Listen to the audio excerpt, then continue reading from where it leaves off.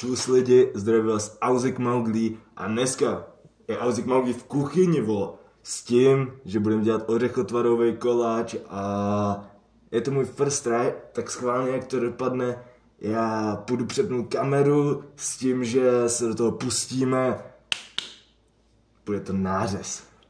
Tak, můžeme začít, kamera přepnutá a začneme přípravou těsta. A krém bude pak tvarohovej, ten se bude dělat potom. Jako větší misu se na to vezmeme. Stačit.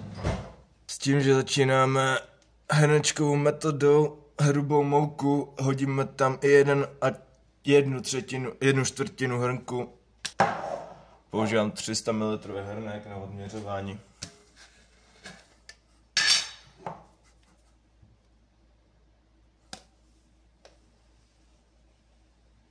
No, koukám, že je hrubá mouka, jsem vysypal trávu dost líp než hladká, kterou jsem sypal, ty vole.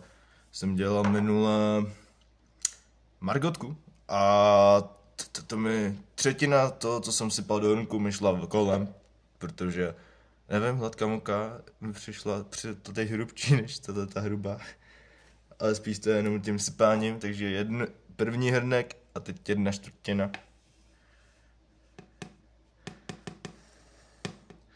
Já mám radši všechno přesně na gramy, ale no, držím se receptu. 1, 2, 3, 4, a to by mohlo to být akorát. Takže 1,25 mouky máme z krku, pak tam dáme polovinu prášku do pečiva.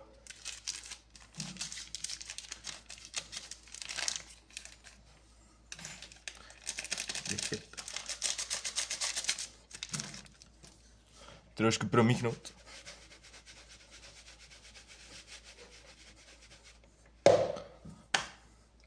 Další přísada bude 3/4 moučkového cukru. Jo, a to je přesně to moučka, no to se bude sypat s kolem. Bude mi to jasný.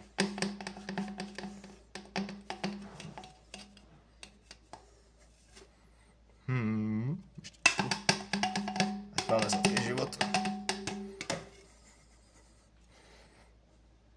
No, to by šlo.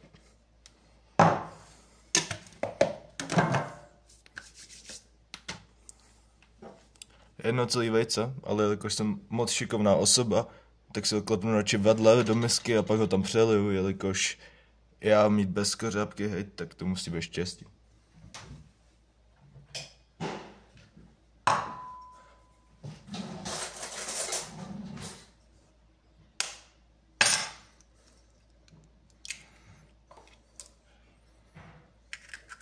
A mezi čase si jdem zapnout troubu s tím, že pojedem. Receptu to nemám napsaný, ale hodím si to na 180 horní dolní. Tak zkontrolujeme, jestli mám skořápku nebo ne. A jak to tak vypadá, šťastný den. Samozřejmě, že ji tam mám. Takže dobře, že jsem si to hodil vedle, jelikož bych to měl hezky nachrumkavé. Což úplně nechci mít. Je na takový dobrý trik, když se namočíte prst, tak to hned jde vyndat jednodušeji, že bych si ho teď namočil a ta vedlejší. Jo. Takže přihodíme vejce a teď odvážíme 80 gramů másla. Másla máme přesně 80 gramů, tak ho uklidím. No, to by bylo všechny z přísady do těsta. Teď se to bude muset všechno hezky promíchat. A jakož máme dát ruční práce, tak si to udělám všechno ručně. A koukám, že to nejspíš byla špatná varianta. Ruční metličkou to šlo fakt na hovno, takže jsem si vzal šlehač a vyšleháme to.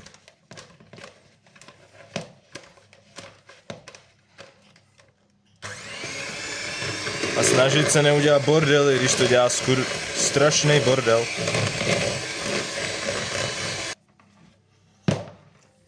Trošku jenom poklidím linku, protože no, šlehač nadělá ještě větší bordel než metlička, no, takže. Tak si samozřejmě vystelu pečícím papírem, co jiného.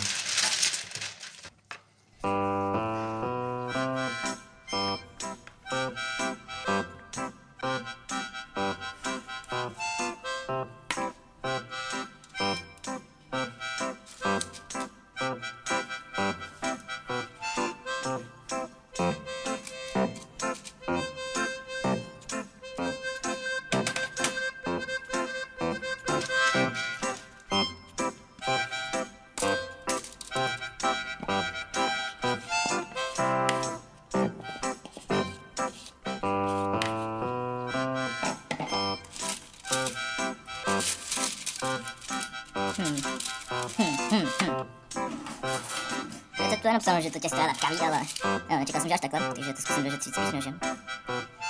Protože v takovýhle formě to pít fakt nemůžem. No, ještě jdeme aspoň ten pečící papír neulítat.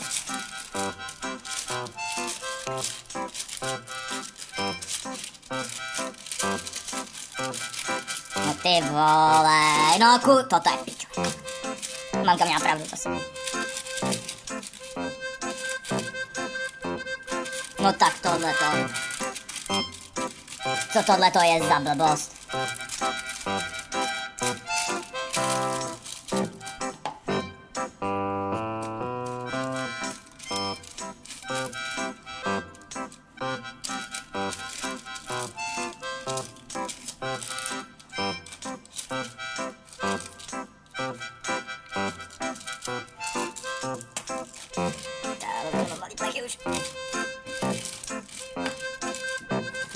Strašně velký, malý plech, ale tohle to je malý plech.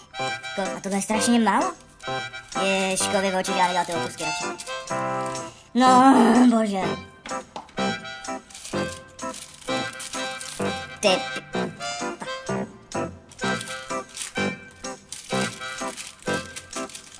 To jsem se upsal do něčeho. No tak, tohle to je strašný, ale. Tohle to, co tohle je? Malý plech? Menší plech, no menší plech, jo, seru na to, vezmu koláčovi. Musím ještě menší, protože to je hovno. Ale tady to je jenom super. Tak dělat práci. To bude menší už to.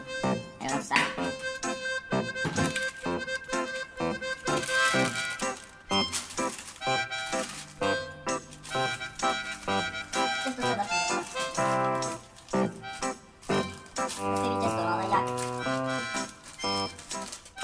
Tohle je za trest.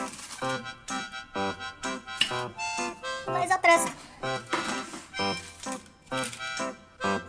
To bude zbytečné zatím.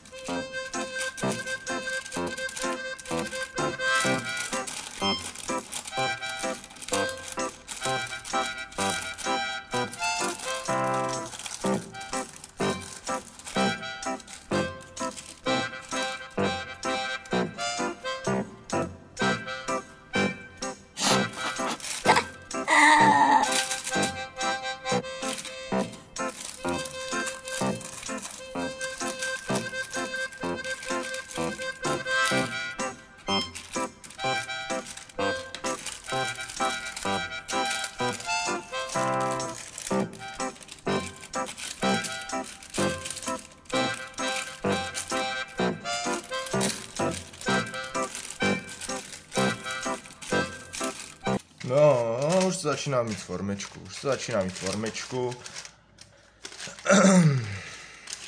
Byl to boj, ale dopadne to snad dobře.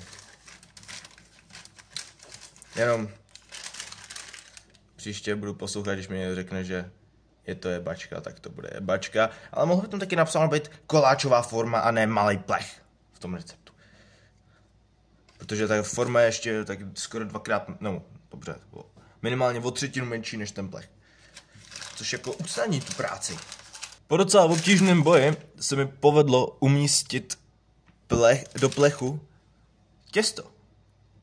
A musím říct, když je to fakt hodně lepkavý. Takže to není pro úplný amatéry a začátečníky. Ne, že by byl amatér a začátečník, dělal jsem docela složitý věci, ale tohleto jsem fakt nečekal. A jenom takový doporučení, kdybyste to rozhodně někdo dělal podle tohohle receptu, doporučuji vzít menší koláčovou, nebo prostě koláčovou formu, protože menší plech je furt moc velký. Já už se jenom ostříhnu pečící papír a vrazím to do trouby. Pečeme 20 minut. Na kterém si vezmu čistou misku, protože rád špiním hodně nádobí. 2 balíčky tvarohu. Miluji tvarůžek. Miluji. Další přísada bude hrnek moučkového cukru. Tentokrát plný. Ale... no. Tady ho nemám dost, takže si jdu načnu nový moučkový cukr. To je ono. Tady. Ani jsem moc bordou nenadělal. Dobrý. Plný hrnek moučkového cukru. Možná tam trošku víc s tím, jak se sypali kolem, ale aspoň bude sladký život. Jeden vanilkový cukr. Zakysanka. Poslední přísada, 4 lžice kokosu. Teď to celé musím smíchat. Tak uvidíme, jestli to půjde tak krásně jako předtím těsto. Tvároh už má dobrou konzistenci, takže si v mezičase můžu vytáhnout oříšky z mrazáku a připravit zbytek. Tak, těsto už je na světě. Koukám, že ty strany, co jsem ještě neodřezal, jak se trošičku připálil, ale to nevadí, protože nám jde ostřet a ten vypadá nádherně. Potřeme to krémem, posypeme oříškama, poházím z kořice, zvrazíme to na 10 minut a mezi tím budeme nádobí. Tvar krásně rozetřeme, to bude čírá nádhera.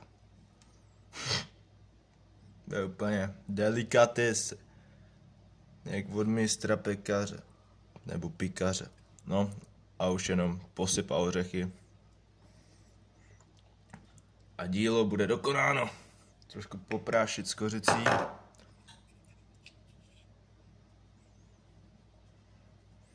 A dáme dopít na 10 minut.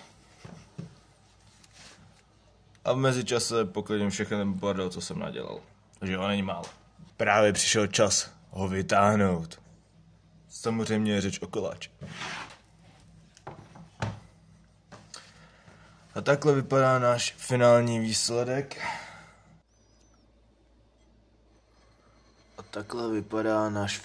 výsledek. Rozhodl jsem se si to vylepšit ještě mangovo-kokosovou zmrzlinou pro doplnění. Můžete tam dát vlastně cokoliv, nebo si to dát i samotné. A teď to hlavní, jdem to ochutnat. Můžu se o to pustit.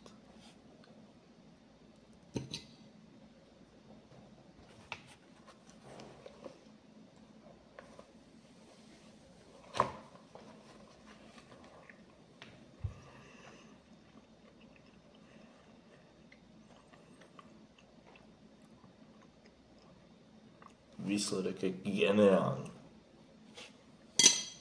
Jenom jedinou věc musím podotknout, když vlastně tohle upečete, necháte to úplně vychladnout, tak aby ten tvaroh byl pěkně tuhý podobě, tak se ještě to může dát do lednice. A jinak tohle je pro dnešek všechno. Já se s vámi rozloučím. Pokud budete píst to samý, tak hodně štěstí a plný nervy na to naložení těsta na plech. A díky za sledování, like, odběr, sdílet, už to znáte. Čego?